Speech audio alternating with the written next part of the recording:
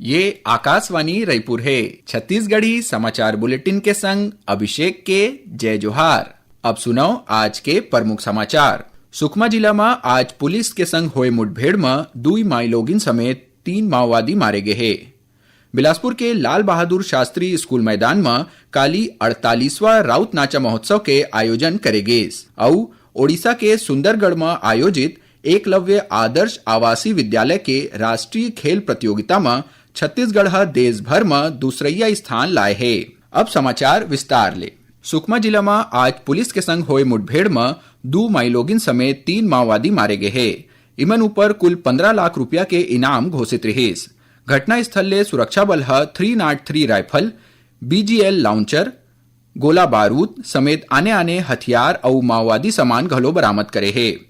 जिला के पुलिस अधीक्षक किरण चौहान एक घटना के पुष्टि करत हुए बताइन कि भेज्जी और चिंता गुफा के सीमा वाले इलाका में माओवादी मन के रहे के खुफिया सूचना मिले के बाद डिस्ट्रिक्ट रिजर्व गार्ड यानी DRG के टीम ला भेजे गिस।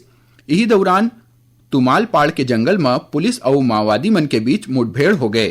यही में 3 माओवादी मारे गए हैं। तीनों जनों पर 55 लाख रुपया के इनाम घोषित रहे। बिलासपुर के लाल बहादुर शास्त्री स्कूल मैदान में काली 48वां राउत नाचा महोत्सव के आयोजन करेगे। नाचा महोत्सव में मुख्यमंत्री विष्णुदेव साय पारंपरिक राउत नाचा के वेशभूषा में आयोजन स्थल में पहुंचिस। ए मौका में मुख्यमंत्री कहिन की छत्तीसगढ़ के नाचा और गाना राज्य के सांस्कृतिक समृद्धि और एकता के सजीव चिन्ह है।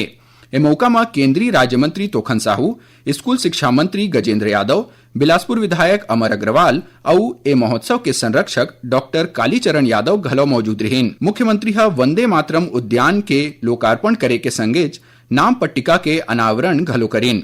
ए मौका में मुख्यमंत्री कहिन की वंदे मातरम उद्यान और स्वतंत्रता संग्राम सेनानी मन के नाम पट्टिका ले ओ मन के सुरता ला संजोए के प्रयास करेगे है। सोनिया मल्ला बता दन की ए गार्डन बिलासपुर शहर के पुराना बस स्टैंड में स्वतंत्रता संग्राम सेनानी मन के सुरता में बनाए गए है। बिलासपुर के साइंस कॉलेज मैदान में पाछू कुछ एक दिन ले स्वदेशी मेला लगे है। मुख्यमंत्री विष्णुदेव साय काली स्वदेशी मेला में लगाए गए स्टॉल में पहुंचिन और कारीगर, स्व सहायता समूह और युवा उद्यमी मन कोती ले बनाए गए सामान के बड़ाई करिन। ए मौका में श्री साय कहिन की ऐसने आयोजन स्थानीय प्रतिभा मन ला मंच देथे। प्रदेश में समर्थन मूल्य में धान खरीदी शुरू हो गए है। उप मुख्यमंत्री अरुण साव बताइन की काली पहली दिन 195 सेंटर में करीब 20,000 कुंटल के धान खरीदी करे गए है। ओमन बताइस की राज्य सरकार कोती ले धान खरीदी बर सबो इंतजाम करे गए है। यही बीच खाद्य विभाग के सचिव रीना बाबा साहेब कंगाले कांकेर जिला के अब्बड़कन धान खरीदी केंद्र के निरीक्षण करिन। उहाँ ओमन किसनहा मन ले गोट बात करके उकर परेशानी घलो सुनिन। श्री कंगाले जिला खाद्य अधिकारी और सहकारी बैंक के नोडल अधिकारी मन ले कंप्यूटर ऑपरेटर मन के भर्ती, ओमन के प्रशिक्षण, नमी मापे के मशीन, बारदाना, डैमेज और हमाल के व्यवस्था ले जुड़े जानकारी लेन। ओमन साफ निर्देश दिन कि खरीदी केंद्र में किसनहा मन ला कोनो भी प्रकार के परेशानी नहीं होना चाहिए।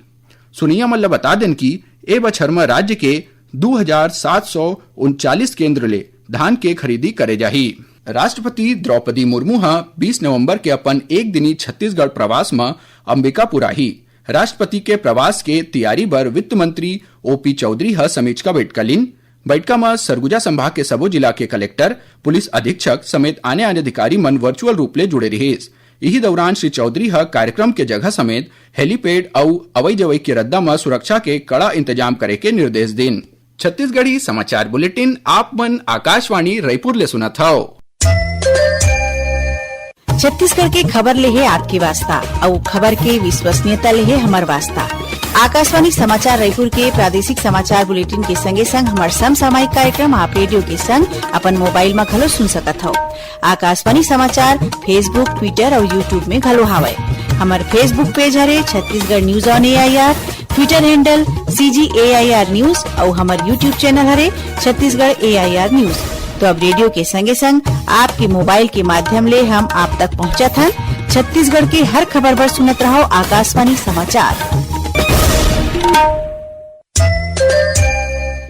अब आगू बढ़बो बाचे समाचार कोती। भगवान बिरसा मुंडा के 150वां जयंती में बिलासपुर में रखे गए जनजाति गौरव दिवस कार्यक्रम में मुख्यमंत्री विष्णुदेव साय शामिल होइन। ए मौका में मुख्यमंत्री ह अपन संबोधन में कहिन की स्वतंत्रता संग्राम में जनजाति वीर मन के योगदान ल भुलाए नहीं जा सकत है। कार्यक्रम में मुख्यमंत्री ह भगवान बिरसा मुंडा के आदमकद प्रतिमा के स्थापना करे के संगे संग शहर के एक चौक के नाम भगवान बिरसा मुंडा के नाम में करे के घोषणा करीन। ओमन लाल खदान ओवरब्रिज के नाम शहीद वीर नारायण सिंह के नाम में करे, जनजाति बालक बालिका बर 500 क्षमता के अत्याधुनिक पोस्ट मैट्रिक छात्रावास के स्थापना करे के अलावा कोटा ब्लॉक में जनजाति समाज बर सामुदायिक भवन बनाए के बात कहिन। कार्यक्रम में मुख्यमंत्री ह बिलासपुर जिला में 329 करोड़ 77 लाख रुपया ले ज्यादा के विकास कार्य के लोकार्पण और शिलान्यास करेन। उन्हें केंद्रीय राज्य मंत्री तोखन साहू ह रायपुर के एकलव्य प्रयास आवासीय विद्यालय में जनजाति गौरव दिवस कार्यक्रम में शामिल होइन। ओमन किहिन की जनजाति समाज के इतिहास, परंपरा, संस्कृति और ज्ञान ह भारतीय सभ्यता के जड़ में बसे है। श्री साहू ह राष्ट्रीय पात्रता सह प्रवेश परीक्षा यानी नीट और संयुक्त प्रवेश परीक्षा यानी जेईई में चयन हुए जनजाति विद्यार्थी मन ल घलो सम्मानित करेन। जनजाति गौरव दिवस में कवर्धा में रखे गए कार्यक्रम ला संबोधित करत हुए उप मुख्यमंत्री विजय शर्मा हा किहिन की भारत के प्रगति में जनजाति समाज के योगदान सदा बल देथे। ए मौका में श्री शर्मा हा रेंगा खार, कवर्धा और कुछ एक जगह में भगवान बिरसा मुंडा के मूर्ति लगाए के घोषणा करीन। कार्यक्रम में उप मुख्यमंत्री हा प्रधानमंत्री जन मन योजना के तहत हितग्राही मन ला घर के चाबी सौंपिन। संगे सन किसान मन ला मसूर मिनी किट घलो बांटेन। आज राष्ट्रीय प्रेस दिवस हवय।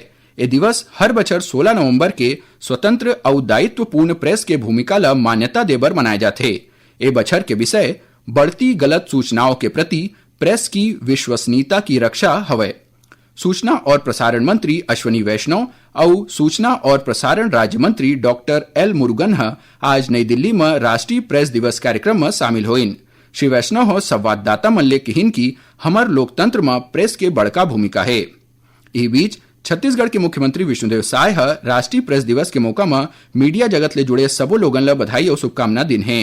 ओमन किहिन की निष्पक्ष प्रेस और निडर पत्रकारिता स्वतंत्र लोकतंत्र बर जरूरी है। ओडिशा के सुंदरगढ़ में 11 नवंबर ले 15 नवंबर तक आने एकलव्य आदर्श आवासीय विद्यालय में पढ़ैया विद्यार्थी मन बर राखे गए चौथा राष्ट्रीय खेल प्रतियोगिता में छत्तीसगढ़ देश भर में दूसरैया स्थान लाए है। प्रतियोगिता में प्रदेश के खिलाड़ी मन शानदार खेल दिखावत हुए 55 स्वर्ण, 43 रजत और 64 कांस्य पदक जीते हैं। ए प्रतियोगिता में लगभग 7000 खिलाड़ी मन भाग ले रहिस। एमा छत्तीसगढ़ के 75 एकलव्य आदर्श आवासीय विद्यालय के 466 प्रतिभागी मन के संग 516 सदस्यीय दल भाग लेन। मुख्यमंत्री विष्णुदेव साय खिलाड़ी मन ला बधाई देवत हुए कहिन है कि ये जीत राज्य के युवा खिलाड़ी मन के मेहनत, लगन और कौशल के प्रतीक है। थोरकन समाचार सार में मुख्य चिकित्सा और स्वास्थ्य अधिकारी सिमगा और बलौदा बाजार स्थित 2 निजी अस्पताल मन के जांच में गड़बड़ी पाए जाए में कारण बताओ नोटिस जारी करत हुए दोनों अस्पताल के आयुष्मान पंजीयन ला 3 महीना भर निलंबित कर दे है। बिलासपुर कोर्ट परिसर में हंगामा करैया लोगन मन के खिलाफ पुलिस गैर जमानती धारा में 2 आने FIR लिखे है। आखिर समाचार एक बार फिर सुकमा जिला में आज पुलिस के संग हुए मुठभेड़ में 2 माईलोगिन समेत 3 माओवादी मारे गए हैं। बिलासपुर के लाल बहादुर शास्त्री स्कूल मैदान में काली 48वां राउत नाचा महोत्सव के आयोजन करेगी। और उड़ीसा के सुंदरगढ़ में आयोजित एकलव्य आदर्श आवासीय विद्यालय के राष्ट्रीय खेल प्रतियोगिता में छत्तीसगढ़ देश भर में दूसरैया स्थान लाए है। एकरे संग छत्तीसगढ़ी समाचार बुलेटिन इहे सिरावत है। जय जोहार।